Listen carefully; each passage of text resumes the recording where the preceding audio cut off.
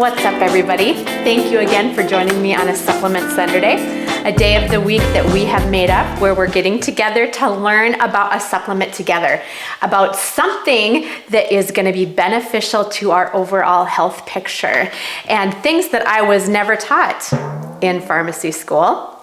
So let's get to it. Are you excited about this week? So what are we talking about this week? We're talking about turmeric. This is a pretty common one, and I'm guessing everybody is at least familiar with what this is because it's a spice. So it is an ancient spice. It's yellow in color. It's what gives curry and mustard that vibrant yellow color. It's native to India and Southeast Asia. So this turmeric is actually a rhizome or a root of the plant called Curcuma longa, and that is closely related to the ginger family. And of course, turmeric has a long history in other countries, especially, of having medicinal purposes. So let's jump into that. But let's get into my fun fact first.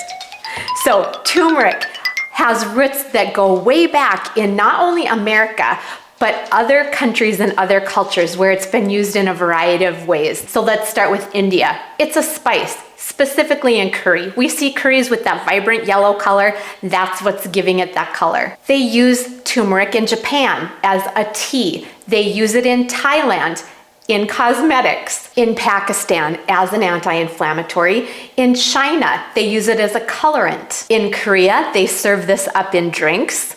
And in Malaysia, it's used for its antiseptic properties. Now in the United States, we see this most commonly used in mustard, in cheese, in butter, even in chips for those coloring properties and as a preservative. Now this turmeric is available in many different forms: capsules, tablets, ointments, energy drinks, supplements, and even cosmetics. All right, now let's move on to how this thing works. Well, there's always an active ingredient, right? There's always something in the something that makes the magic happen. In turmeric, it happens to be a compound that they extract called curcumin. Curcumin. Now this curcumin is a potent phenolic compound, a polyphenol, which we talk about a lot, right? It has everything to do with antioxidant properties, and in this case, also anti-inflammatory properties. And we do know that these are intertwined, right? So inflammation can cause oxidative stress, and oxidative stress can cause inflammation.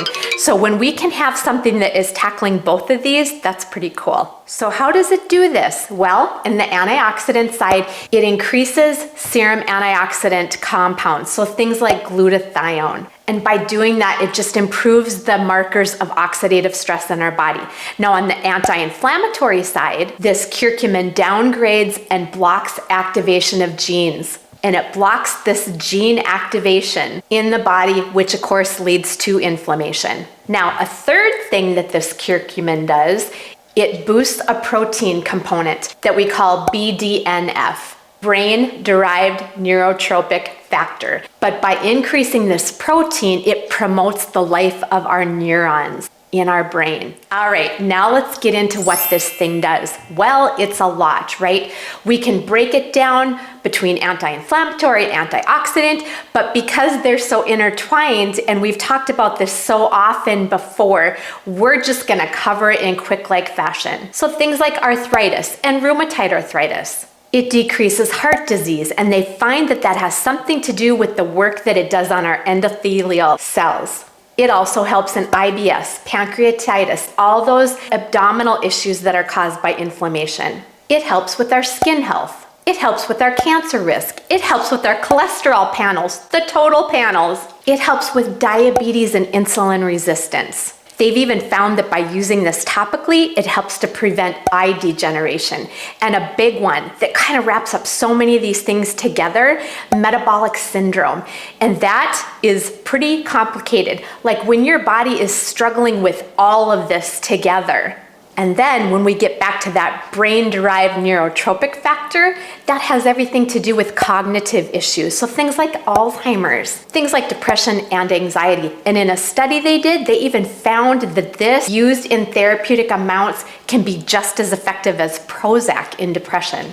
And of course, memory and cognition is all tied in with that as well. Now let's get into a few precautions. There are some. So when we talk about bleeding risk disorders, when you have an increased tendency for a bleed, this can be a problem. Pregnancy and breastfeeding would be a risk. If you're prone to kidney stones or have gallbladder disease. So things like we've talked about before, if you're treating for a condition and you're taking a supplement that could improve that, you may end up being over-medicated.